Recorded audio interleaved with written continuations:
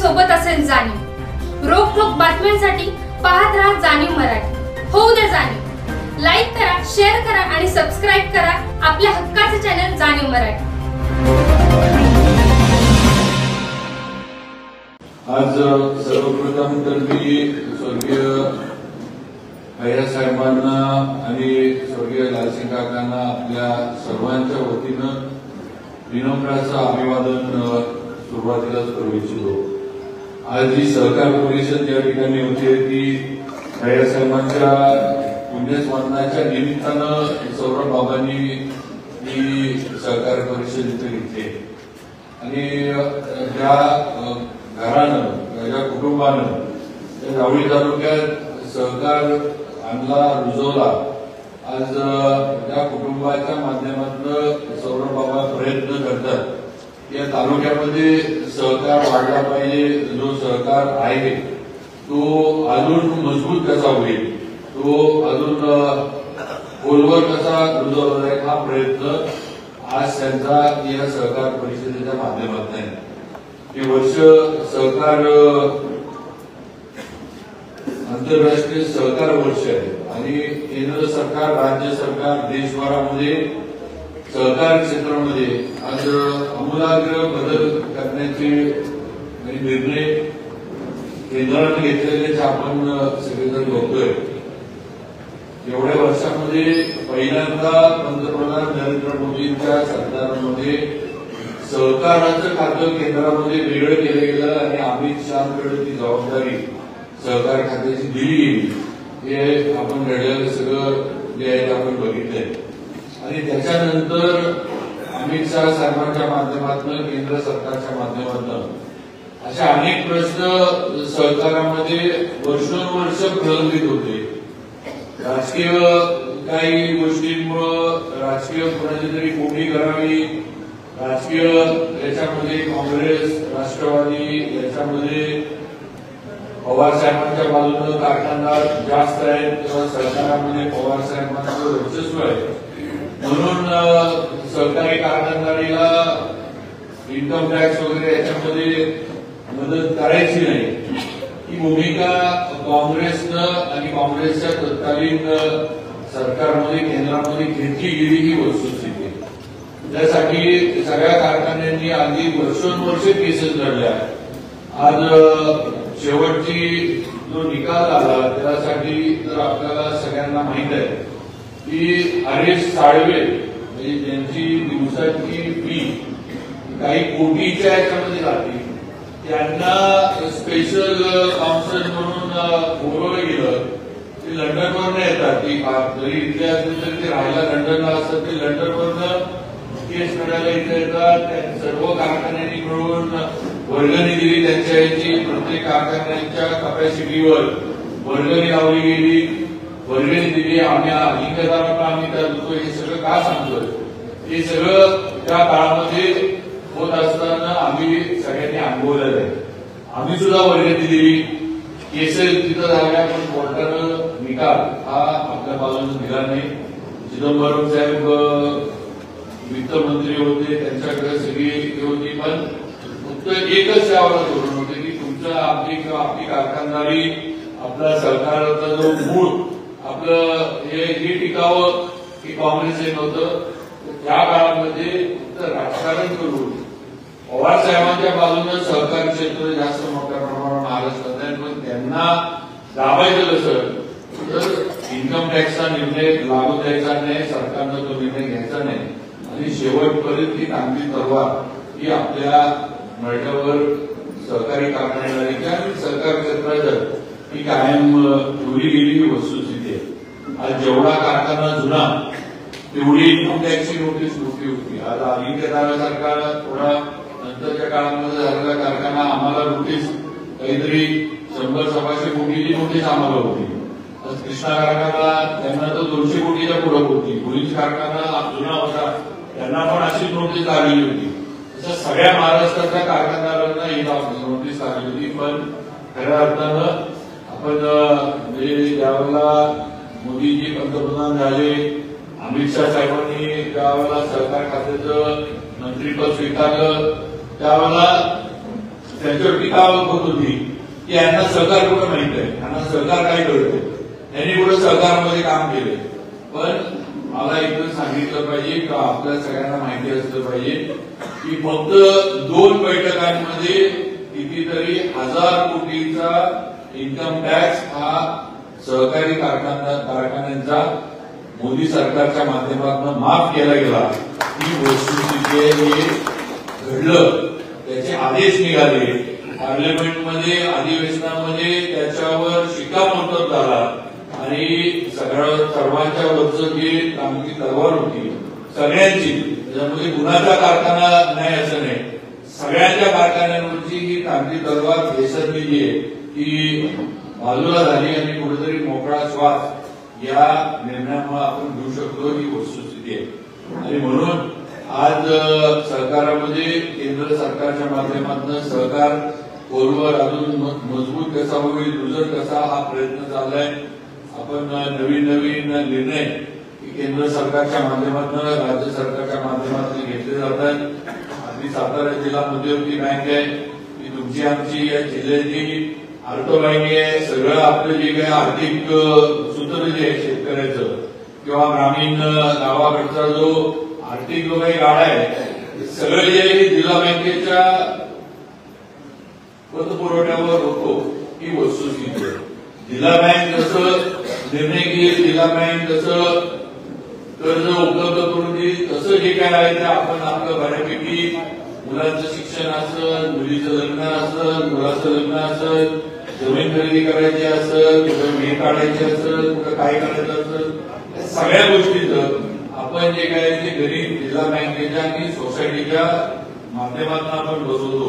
ही वस्तुस्थिती या जिल्ह्याची आहे आणि आज ही जिल्हा बँक त्याचा उल्लेख सरकारी सर्वांनी केला. त्या यशवंतराव चव्हाण साहेब, धनंजयराव गाडगीळ असतील, निळकंठराव कल्याणी असतील, कल्याणी साहेब आपले संचालक चेअरमन होते. सुरुवातीला ज्या वेळेला जिल्हा बँक स्थापन झाली त्यावेळेला निळकंठराव कल्याणी हे या बँकेचे चेअरमन होते आणि आर डी पाटील वगैरे सर्व आपल्या त्याच्यामध्ये एवढी मोठी लोक, इसडवीर असतील, एवढी मोठी लोक या बँकेमध्ये होती. बँक त्यांनी उभी केली. त्याच्यानंतर अभयसाहेब महाराज असतील, विलास काका त्या ठिकाणी होते, लालसी काका होते, प्रतापराव भाऊ होते. सगळे तुम्ही जिल्ह्यातलं कुठलं नेतृत्व तुम्ही हे करणार नाही, सगळ्यांनी या बँकेच्या वाटचालीमध्ये जडणघडणीमध्ये या बँकेला सक्षम करण्यामध्ये त्यांच्या काळामध्ये योगदान दिलं. ही वस्तुस्थिती आहे. तात्यांचा उल्लेख केला पाहिजे. लक्ष्मण तात्यांनी पण तेवढ्याच ताकदीनं ही जिल्हा बँक सक्षम करण्याचं काम केलं. आज तुम्ही बघा सातारा जिल्ह्यातला ज्याचा उल्लेख भाऊनी केला, एका दुसरी संस्था एका दुसऱ्या ठिकाणी इकडे तिकडे काहीतरी झालंच, तर सातारा जिल्ह्यातल्या सहकारी संस्था आणि महाराष्ट्रातल्या सहकारी संस्थांची तुलना करायची म्हटली तर आपण फार पुढे सगळ्याच बाबतीमध्ये. मी नुसतं बँक नाही म्हणत, आपल्या सोसायट्या पण इतर जिल्ह्यांपेक्षा फार पुढे ही वस्तुस्थिती आहे. कारण या जिल्ह्याला मी जी नावं घेतली या सगळ्यांची एक परंपरा, एक वारसा आपण जपतोय. की जे पूर्वी म्हणायचे की सहकारी संस्था म्हणजे सोन्याचं अंड देणारी कोंबडी. अंड आपण खायचे, कोंबडी खायचे नाही. खायचे कोंबड्याच खाऊन टाकले, आपल्या पोल्ट्र्या खाऊन टाकल्या वेगळ्या. पण आपण जे सांगितलं गेलं किंवा आपल्याला जे अंड दिले गेले त्या अंड्यावरच आपलं लक्ष असलं पाहिजे. कोंबडीकडे लक्ष दिलं तर सगळं आपलं जे आहे ते भवितव्य संपणार आहे. त्यामुळं आपण ते तत्व जे आहे ते 100% ते गेले की आपली सोन्याचा अंड देणारी ही आपली जी जिल्हा बँक आहे ती सक्षम राहिली पाहिजे. आज राज्यात आणि देशात आरबीआयचे, रिझर्व्ह बँकेचे जे काही मानांकन आहे, जे काही त्यांचे म्हणजे काय म्हणायचं, जे काही आकडेवारी म्हणजे बँक सृष्टी त्याच्या शेकडो आपण सातारा जिल्हा मध्यवर्ती बँक पुढे आहे. शेकडो आपण जवळपास पण त्यांच्या की आता आपल्याला त्याच्यामध्ये करता की तुम्ही उगाच एवढी तरतूद त्या काय थकीत कर्ज आणि याच्याला करून ठेवणार आहे, तरी आपण दरवर्षी करून ठेवतो का तर आपल्याला रिस्क मध्ये कुठली रिस्क घ्यायची नाही किंवा आपली बँक ही सदैव सक्षम राहिली पाहिजे. म्हणून आपण हे करत असतो. अनेक नवीन योजना केल्या. आज त्याचा उल्लेख भाऊंनी केला, सोसायटी अडचणी द्यायला लागल्या. भाऊ तुम्हाला पण माहिती आहे की बँकेचं सोसायट्यांवर फार बारकाईने लक्ष असतं की सोसायट्या या सक्षम राहिल्या पाहिजे. आमचा प्रयत्न भाऊ हाच असतो. आम्हाला ज्या वेळेला वसुलीचा रिपोर्ट बँकेकडनं प्रत्येक तालुक्याचा आमच्याकडे आमच्या म्हणजे संचालक येतो, आमचं पहिलं असं की बँक पातळीवर नंतर सांगा, सोसायटी पातळीवर 100% वसुल्या किती संस्था झाल्या हे सांगा. आणि सगळ्यात त्या का थकल्या त्याचं कारण काय? कारण बँक पातळीवर नुसतं वसुली करणं हे नुसतं योग्य नाही. तर सोसायटी पातळीवर संस्था पातळीवर सुद्धा वसुली जी आहे ही 100%च्या आसपास किंवा 100%च असली पाहिजे. तर संस्था आपल्या ज्या सक्षम राहणार आहे ती वस्तुस्थिती आहे. आणि मला वाटते जिल्ह्यातल्या अगदी हाताच्या बोटावर मोजणाऱ्या संस्था सोसायट्या थोड्या अडचणीत असतील तर त्या सुद्धा अडचणीतनं बाहेर कशा काढायच्या हा प्रयत्न आमचा चाललाय. काही ठिकाणी थोडं फ्रॉड झाले होते, काही ठिकाणी प्रकरण जी दिली ती वसुली झाली नाही, अशा आहेत काही केसेस ज्या आहेत त्या खऱ्या आहेत. काही ठिकाणी मुद्दामून भरायचं नाही अशी थोडीफार सभासदांची काही असतात आडली भूमिका असते त्यांची, असं पण आहे. पण तरी या संस्था ज्या आहेत या परत सक्षम झाल्या पाहिजेत. हा प्रयत्न नक्की आमचा जिल्हा बँकेच्या माध्यमातून भाऊ चालू आहे. आणि नक्कीच थोडं आम्ही लक्ष सगळ्यात आमचं नुसतं जावळी तालुका नाही किंवा सातारा तालुका नाही, सर्व जिल्ह्यातल्या संस्थांवर जिल्हा बँकेचं बारकाईनं लक्ष असं की आपल्या कारण शेवटी जिल्हा बँकेचं मूळ कुठे आहे तर आपल्या विकास सेवा सोसायटी आहे. लक्षात ठेवा, सोसायटी आपल्या सक्षम राहिल्या तर जिल्हा बँक सक्षम राहणार आहे. कारण हे जे सगळं गणित जे बसले जे सूत्र बसले त्यात कुठेही काही कोलॅप्स झालं तर त्याचा फटका सगळ्यांना बसणार ही वस्तुस्थिती आहे. त्यामुळे हे सगळं जे काही आपलं सूत्र आहे हे सुस्थितीत राहिलं पाहिजे, नीटनेटकं चाललं पाहिजे. ही भूमिका नक्कीच आमची जिल्हा बँकेची सहकार्याच्या माध्यमातून आहे. आज जावळी तालुक्याचा सहकार त्याच्याबद्दल भाऊंनी आपलं थोडं मत प्रकटपणे मांडलं. ते असतील आपण सगळे असाल जुनी मंडळी आहेत, आपण जे अनुभव घेतले त्या दूध संघाचा विषय असेल तर आज आपण प्रयत्न करतोय किंवा ज्या आपल्या संस्था आहेत त्या तरी संस्था उद्योगावस्थेमध्ये आल्या पाहिजेत हा आपला प्रयत्न आहे. प्रतापगड कारखाना आपण सुरू केला, आज प्रतापगड कारखान्याचा तिसरा हंगाम झाला. आता आपण पुढची तयारी करतोय. अडचणी आहेत, लगेच काय आपण मोठ्या कारखान्यांसारखं किंवा लगेच आणि कारखान्यामध्ये फार काय आपल्याला तिथं उत्पन्न वगैरे लगेच मिळते अशी परिस्थिती नाहीये. तो कारखाना पूर्वपदावर यायला वेळ लागणार ही वस्तुस्थिती आहे. शेवटी जे काय आहे ते उसाच्या गाडपावर किती गाडप होते काय होते ह्याच्यावर सगळं आहे. साखर एकदम आपण विकू शकत नाही. बघायचं विकायचं म्हटलं तर शेवटी दर बघून विकायला लागतो. तोट्यामध्ये किंवा आपल्याला कारखान्याला पैसे लागतात म्हणून किंमत कमी करून पण आपण विकू शकत नाही. ही वस्तुस्थिती आहे. कारण शेवटी जे काय आपल्याकडे उत्पन्नाची साधनं प्रतापगड कारखान्यामध्ये आहेत जास्तीत जास्त उत्पन्न आपल्याला कसं काढता येईल आणि मग त्या उत्पन्नातनं पहिलं तर बँकेची जी काय आपल्यावर कर्ज देणे आहे जिल्हा बँकेची आपल्याला ती कशी मागवता येतील कारण त्याला प्राधान्य ठेवायला लागतं. दुसऱ्या नंबरला आपल्याला त्यांनी ऊस घातलाय तर ऊस उत्पादकांची देणी ही दुसऱ्या नंबरवर आपल्याला प्राधान्य द्यायला लागतं. त्याच्यानंतर मग कामगारांचे पगार आणि या गोष्टीला आपल्याला प्राधान्य द्यायला लागतं ही वस्तुस्थिती आहे. आणि मग पुढं काही नवीन करायचं असतं तर मग त्याला पैसा कसा उभा करायचा हा प्रयत्न आपल्याला करायला लागतो. ही वस्तुस्थिती आपण सगळ्यांनी लक्षात घेतली पाहिजे. आणि म्हणून जलस्वाती लालसिंग काका भैयासाहेब असतील यांनी जे स्वप्न पाहिलं होतं ते स्वप्न आपण परत एकदा जीवन करण्याचा प्रयत्न करतोय. मी सुरुवातीला जेव्हा कारखान्यावर येथे मी सांगितलं होतं की हा प्रतापगड कारखाना म्हणजे आजारी कारखाना होता किंवा झोपल्याला पेशंट होता. तुम्ही असं म्हणू शकत नाही की आता पेशंटला ऑक्सिजन लावलंय सलाईन लावलंय लगेच तो उभा राहायला पाहिजे आणि मॅरेथॉन पळायला गेला पाहिजे. तर शेवटी उभा राहायला उठून बसायला त्याला थोडा वेळ जाणार आहे. लगेच काही पेशंट एका इंजेक्शन मध्ये किंवा एका सलाईन मध्ये तरतरी येते आणि एकदम म्हणजे कुस्तीच्या मैदानात उतरतो असं नाही, थोडा वेळ जाणार ही वस्तुस्थिती आहे. पण शेवटी संचालक मंडळाचा प्रयत्न चाललाय हे आपण बघितलं पाहिजे. पाहिजे. आणि थोडं वाईट हेच वाटतं की आपला कारखाना आहे, आपण कुठेही तिथं सगळे सर्व गोरगाव वगैरे सगळी तालुक्यातली सगळी म्हणजे ठीक आहे, राजकीय विषयामध्ये काही नंतर असतील चालत असतील, पण कारखान्याच्या बाबतीमध्ये आम्ही गेल्या जेव्हापासून हंगाम सुरू केला तेव्हा कधी तिथं राजकीय विषय आपण आणले नाही ती वस्तुस्थिती. उसाच्या बाबतीमध्ये कधीही प्रतापगड कारखान्यामध्ये कुठं राजकीय निवडणुका आहेत, काही करायचं मुद्दाम कोणाची तरी वेळचिटी करायची असली भूमिका असलं तत्व आपण तिथे घेतलं नाही. पण तरीही काही प्रमाणात ऊस हा प्रतापगडला न येता बाहेर जातो तालुक्यातनं, की नक्कीच माझ्यासारख्या काम करणाऱ्या माणसाला वाईट वाटतं.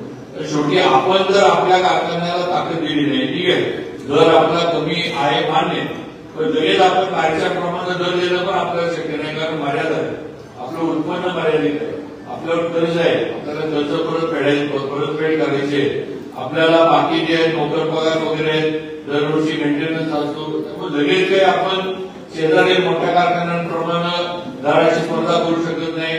तसं स्पर्धा करत असलो तर थोडा वाढत जाणार, आणि थोडा वाढत गेला तर आज ना उद्या कधी तर बँकामध्ये किंवा आता तुमचं कर्ज आम्ही जे आहे ते आम्ही तुम्हाला मदत कुठली करू शकत नाही, तेव्हा पुढची अडचण आपली कायमची निर्माण होईल. या सगळ्या गोष्टीची तारेवरची कसरत आपल्याला करायला लागते. पण ज्यावेळेला आपण सहकार जिवंत राहायला पाहिजे म्हणतो त्यावेळेला आपण सुद्धा हा सहकार जिवंत ठेवण्यासाठी सगळ्यांनी मदत केली पाहिजे ही वस्तुस्थिती. आणि म्हणून येणाऱ्या याच्यामध्ये सुद्धा माझी आज या सहकार परिषदेच्या माध्यमातून आपल्याला विनंती आहे की परत एकदा आपल्या कारखान्याला ऊस जास्तीत जास्त प्रमाणावर घालण्याचा निर्णय सगळ्यांनी करा. नक्कीच हे जेवढी स्पर्धा करून दर देता येईल तेवढा दर आम्ही नक्की देऊ. जेवढं वेळच्या वेळी तोडी वगैरे या सगळी यंत्रणा उभं करण्याचा आमचा प्रयत्न चालू आहे. करार वगैरे सगळे सुरू आहेत, करार झाले, आपण त्याचे सुद्धा पैसे मुकादमांचे वगैरे आपण दिलेत, त्यांचे फायनल बिलं दिलीत, आणि सगळे जे आहे ते नियोजन आहे या मर्यादित त्याच्यामध्ये बसवण्याचा आमचा प्रयत्न चालू आहे. फक्त तुमचं काही काळ सहकार्य शेतकऱ्यांचं आणि सभासदांचं कामगारांच्या कारखान्याला मिळत राहिलं पाहिजे ही वस्तुस्थिती आहे. आणि मी मगाशी जे सांगितलं रामदेव साहेब मला वाटतं बोलले की इथं काय अजिंक्यतारा प्रतापगड चालवायला काय आलेलं नाही लक्षात ठेवा. अजिंक्यतारा हे फक्त आता तात्पुरतं आलेलं एक कार्य आहे. तात्पुरतं प्रतापगडला मदत करण्यासाठी अजिंक्यतारा इथं आलं आहे. आज ना उद्या पुढच्या 4-5 वर्षामध्ये जे काही असेल जो काही कालावधी लागेल त्या कालावधीमध्ये प्रतापगड स्वतःच्या ताकदीवर चालला पाहिजे ही आमची अजिंक्यतारा कारखान्याची भूमिका आहे. आम्ही काय इथं अजिंक्यताराचे संचालक आणि आम्ही काय इथं प्रतापगडमध्ये कायम तिथं ताबा घेऊन बसणार आहे असं अजिबात नाही. ज्या वर्षात प्रतापगड कारखाना कर्ज उत्पन्न क्रशिंग सगळ्या बाबतीमध्ये स्वयंपूर्ण होईल त्या वर्षी आम्ही स्वतःहून हा कारखाना सभासदांच्या हातात देऊ आणि आम्ही त्यातनं बाजूला होऊ हे अगदी स्पष्टपणे मी इथं सांगतो. पण सगळ्यांचं सहकार्य ती परिस्थिती आणायला मिळालं पाहिजे. ती अशी नुसती भाषणं करून गप्पा मारून येणार नाही किंवा नुसतं जावळे तालुक्याचा सहकार वाढला पाहिजे हे बोलून येणार नाही. त्याच्यासाठी थोडं सोसण्याची पण तयारी आपली असली पाहिजे ही वस्तुस्थिती हे होणार आहे. त्यामुळे त्याचा सगळ्यांनी सहकार्य करा, मदत करा. कारखाने या वर्षी आपण चालू करणारच आहे. तरी तालुक्यातनं जेवढा ऊस मिळेल बाहेरनं आपण मिळवतो आपल्या तालुक्यात ऊस मर्यादित आहे माहीत आहे. तरी आता आपण बहुमार्गिकचे जे म्हणजे विषय होते थोडे ते पुनर्वसनाचे वागावच्या वगैरे बैठका घेऊन ते मिटवून आणले. त्यामुळे बहुमार्गिकचं पाणी जे आहे ते सुद्धा कॅनलच्या मार्गाने आपल्याला तालुक्यामध्ये कसं मिळवता येईल लवकरात लवकर तो प्रयत्न आमचा चालू आहे. त्याचं पण जे काय असेल ते चांगल्या पद्धतीने नियोजन नक्की होईल हे या निमित्तानं सांगू इच्छितो. जशी आपली जावळी बँक विक्रमजी असतील भाऊ असतील आपल्याला बँकेचं हे आता नुकतीच चंद्रकवाडी झाली त्यामुळं बँकेची आर्थिक परिस्थिती किती सक्षम आहे आपल्याला माहित आहे. आज बँकेला नफा झालाय, बँकेचं सॉफ्टवेअर नोकर भरती या सगळ्या गोष्टी झाल्यात. आरबीआयनं सुद्धा बँकेला जे आहे ते एक सक्षम बँक म्हणून आरबीआयनं आपल्या बँकेला जे काही शिक्कामोर्तब म्हणतो आपण तो केलेला आहे. त्यामुळे नक्कीच आज मुंबईमधल्या जावळी तालुक्यातल्या कष्टकरी माणसाला तिथं त्याच्या पायावर उभा करण्याचं एक स्वप्न आपल्या कळंबे महाराजांनी बघितलं होतं आणि आज ते खऱ्या अर्थानं या जावळी बँकेच्या माध्यमातून पूर्णत्वाला गेलंय की वस्तुस्थिती आपल्याला बघायला मिळते. आणि म्हणून या सर्व ज्या संस्था आपल्या तालुक्यातल्या त्या नीटनेटक्या पुढे गेल्या पाहिजेत. बँकेमध्ये सुद्धा आम्ही सगळेजण ज्या ज्या वेळेला अडचणी येतात मदत लागती नक्कीच मी नेहमी भाऊ असतील विक्रमजी असतील ते गावडे सेटर सगळेच मग माहिती संचालक असू देत जावडीला असू देत पण सगळ्यांच्या बरोबर नेहमी अडचणीच्या सोडवण्यासाठी हे त्यांच्याकडून असतं ही गोष्टी तिथे. बाकी त्यांचं रोजच्या याच्यामध्ये काय चाललंय काय करतात त्यामध्ये दखलंदाजी करण्याची गरज नाही असं माझं तर स्पष्ट मत आहे. कारण त्यांना ते अधिकार आहे त्यांना बँकेचा अनुभव आहे. त्याची बँक इतकी वर्ष चालवली आहे बँकेमधलं सगळं जे आहे हे या संचालकांना माहित आहे. त्यामुळे शेवटी ते निर्णय घ्यायला सक्षम आहे. ज्या ठिकाणी आपल्याला मदत आपली लागत त्या ठिकाणी मदत करण्यासाठी आपण उभं राहिलं पाहिजे. ही संस्था वाढली पाहिजे टिकली पाहिजे ही भूमिका घेऊन आपण तिथं उभं राहिलं पाहिजे. हे नक्की पुढच्या कालावधीमध्ये पण आमदार म्हणून माझ्याकडनं नक्की होईल हे सुद्धा मी माझ्या बँकेच्या सहकार्याने सांगू इच्छितो. बाकी इतर आता मार्केट कमिटीचा आपण नवीन बेसिकचं प्रयत्न चाललाय. मध्यंतरी अधिवेशनाच्या काळात आम्ही आपले प्रधानमंत्र्यांना भेटलो. साधारण त्यांच्याकडनं काही निधी आपली जी इमारत आपण नवीन बांधतोय की त्याच्या माध्यमातून उत्पन्न आपलं वाढत त्याच्यासाठी काही निधी शासनाकडनं अनुदान तत्वावर मिळतोय का हा प्रयत्न आपला चालू आहे. आणि नक्कीच योग्य पद्धतीनं आपल्याला ही इमारत जी आहे ती बांधण्यासाठी शासनाकडनं निधी नक्की मिळेल ते या निमित्तानं मी आपल्याला सांगू इच्छितो. तेवढंच आपल्याला मार्केट कमिटी ऊर्जित आवश्यक ठेवण्यासाठी आपल्याला मदत होईल. लोकांना व्यवसाय करता येईल उत्पन्न वाढेल मार्केट कमिटीचं. कारण महाबळेश्वर आणि जावळी या दोन तालुक्यामध्ये पहिलं तर उत्पन्नावर मर्यादा फार काय आपण बागायती तालुके नाही. जी काय आपली शेती आहे ती त्यातल्या दिवसाचा काही ठराविक भाग आहे आणि बाकी जे जास्तीचं उत्पन्न आपलं हे स्ट्रॉबेरीवर आहे. त्यामुळे हे जे आहे ते याच्या मर्यादा आपल्याला पडतात. त्यातून सुद्धा ही मार्केट कमिटी सक्षम कशी होईल आपली जी काही जागा आहे जे काही उत्पन्न आपल्याला तिथं कसं वाढवता येईल हा प्रयत्न आमचा नक्की आहे. आणि त्या पद्धतीनं चेअरमनने प्रस्ताव सुद्धा शासन दप्तरी दाखल केलाय आणि लवकरच त्याच्यावर सकारात्मक निर्णय हा आपल्या या महायुतीच्या सरकारच्या माध्यमातून होईल हे या निमित्तानं आपल्या सर्वांना शेतकरी बंधूंना मी सांगू इच्छितो. बाकी फार वेळ न घेता बाबांनी ही एक वेगळी संकल्पना मांडली. मी त्यांचं मनापासून अभिनंदन करतो. सौरभ बाबांचं त्यांनी सांगितलं की त्यांची वाटचाल सुरुवात सरकारनं झाली तर बऱ्यापैकी इथं बसलेल्यांचं सहकार्याशी संबंध आहे. मी सुद्धा माझं सुद्धा राजकारण जे सुरू झालं त्या अधिकारा कारखान्याचं संचालक म्हणून मी पहिल्यांदा निवडून आलो आणि तिथून माझं राजकारण जे आहे ते सुरुवात झाली किंवा मी राजकारणामध्ये एंट्री केली पदार्पण केलं. त्यामुळे नक्कीच हा सहकार वाढला पाहिजे टिकला पाहिजे. आणि आज आपण बघतोय की सहकारी संस्था या संस्थांमध्ये आत्मीयता एवढी आहे पूर्वी तुम्हाला राष्ट्रीयकृत आणि खासगी बँकांमध्ये बघायला मिळणार नाही. आज राष्ट्रीयकृत बँका आणि खासगी बँका ही तुमची बॅलन्स शीट बघितल्याशिवाय तुम्हाला उभं पण करत नाही ही वस्तुस्थिती आहे. खासगी बँकांच्या इथं सर्वसामान्य शेतकरी जाऊ शकत नाही हे माझं स्पष्ट मत आहे. आयसीआयसीआय बँक असेल इतर बँका असेल तुम्ही जावा आणि तिथून जे काय आपल्या हातात आहे त्याच्यावर तुम्ही कर्ज मिळवून दाखवा. तुम्हाला कर्ज थोडा कागदपत्र पण त्या हातात घेणार नाही. पण जिल्हा बँक असेल सोसायटी असतील या खऱ्या अर्थानं ज्या अडचणी आपल्याला निर्माण होतात त्या या मार्गानं कायदा जो आहे कायदा न मोडता थोडाफार कायदा वापरून का होईना आपली मदत करण्याची आपल्यापर्यंत येण्याची आपली गरज भागवण्याचं काम हे आपल्या या सहकारी संस्था करतात आपण लक्षात घेतलं पाहिजे. संस्था अशी सगळ्यात कारण याच्यामध्ये एकमेकाबद्दल आत्मीयता असली शेवटी तुमच्या पैशात नाही या संस्था उभा राहिल्या त्या काय आपोआप उभा राहिलेल्या नाही. शेवटी तुमचे 100 रुपये 500 रुपये 1000 रुपये 5000 रुपये जे काही समाजातून तुम्ही शेअर घेतले असेल त्याच्यात नाही या संस्था उभा राहिल्या.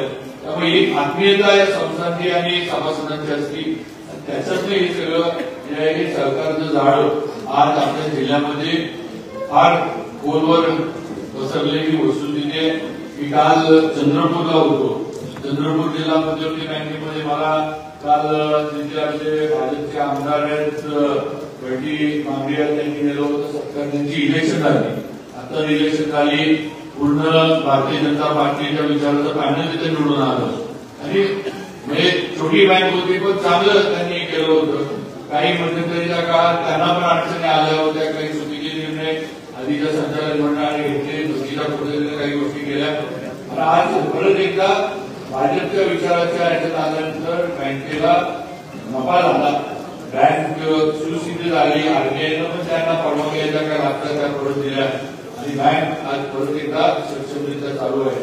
तिथे गेल्यानंतर नक्कीच मी आपल्या योजना ज्या आहेत जिल्हा बँकेच्या त्यांना सांगितल्या, त्यांना अक्षरशः म्हणजे आपण 0% कर्ज देतो ती त्यांना खरंच पटत नव्हती किंवा आपण कसं देऊ शकतो. मग मुलांच्या शिक्षणासाठी असेल, टी कर्ज असेल, बचत गटाची कर्ज असतील, अशा पद्धतीनं त्यांना सगळ्यांनी सांगितलं आम्ही जिल्हा बँकेला भेट द्यायला आम्ही नक्की येऊ या सगळ्या योजना समजून घेण्यासाठी. त्यामुळे एवढं आपल्या जिल्ह्याचं सहकार जे आहे हा पूर्वज आज जिल्ह्यामध्ये दुसऱ्या जावळी तालुक्यात त्यामुळे हा वाढेल कसा, उन्नीकरण कसा होईल हा प्रयत्न आपण सगळेजण या सहकार परिषदेच्या माध्यमातून करू. बाकी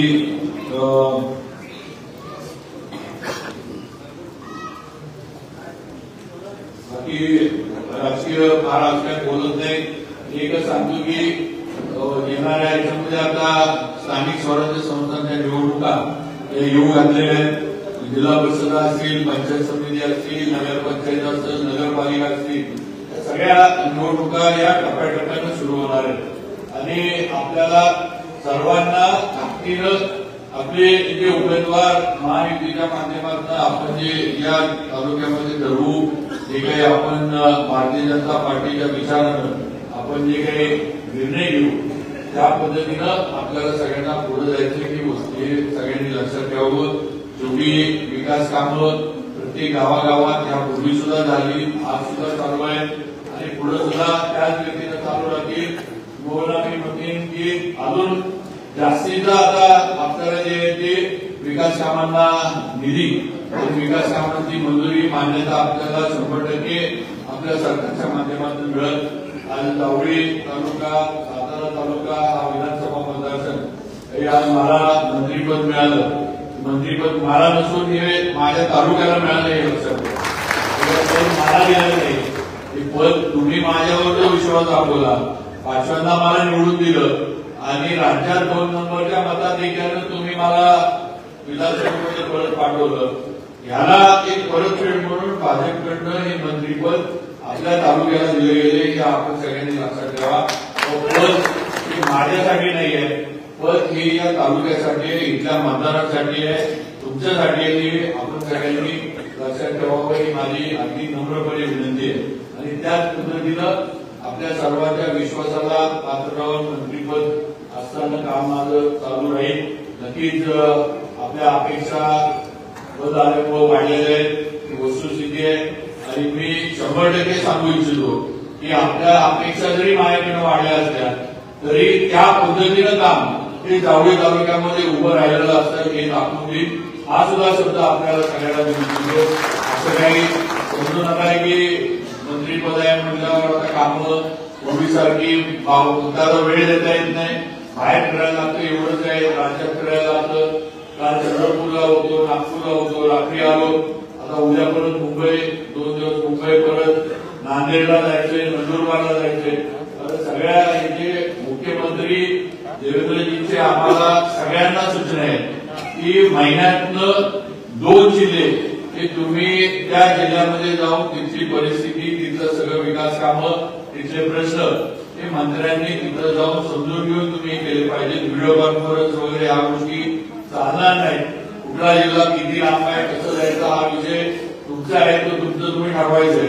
पण जिल्ह्यात महिन्यात 2 जिल्हे हे कमीत कमी 2 दिवस त्या जिल्ह्यामध्ये जाऊन राहून पक्ष संघटना असेल, बाकीचे जिल्हे सर्व संघटनेचे पदाधिकारी असतील यांना भेटणं, विकास कामं बघणं, तिथले काय असणारे प्रश्न असतील त्याच्या विभागाचे हे करणं, अशा पद्धतीनं सगळ्या मंत्र्यांनी राज्यामध्ये फिरलं पाहिजे.